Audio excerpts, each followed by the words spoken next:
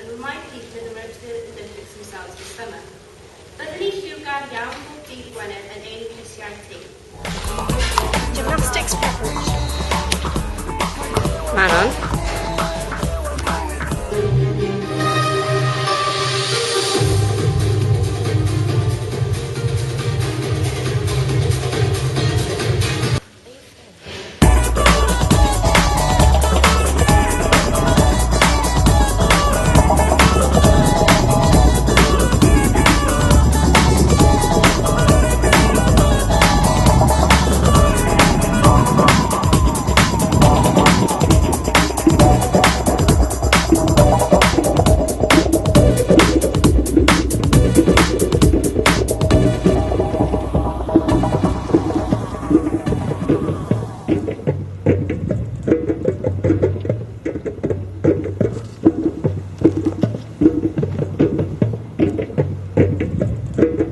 A beth sy'n digwydd fan hyn te, Aron? Wel, ni newydd wneud y cylchoedd Olympaidd a ni gyd gwahanol flwyddyn a gwahanol lliwiau.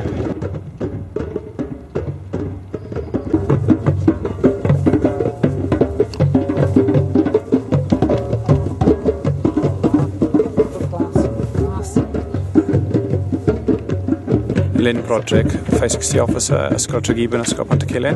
And what's happening at the moment? We're just creating the Olympic rings in our t-shirts, and we are just going to pass the Olympic Carmarthenshire torch around. We just daffodil, which is coming around here now, and then it's going to be passed to Gemma Morris, who is hopefully going to represent Great Britain in the Paralympics, and she's then going to take it out to the school and hopefully take it to the Paralympics in September.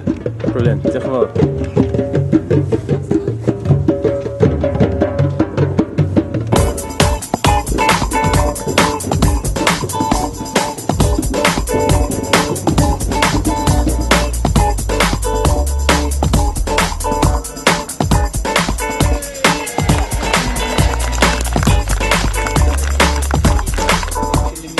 We do have Gemma Morris with us, who is a member of the Para GB archery squad.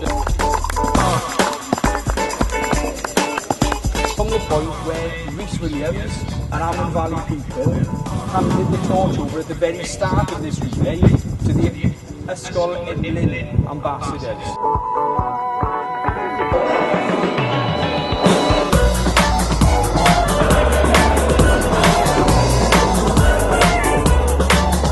You're the person who created the torch. Can you just tell us how you made the torch?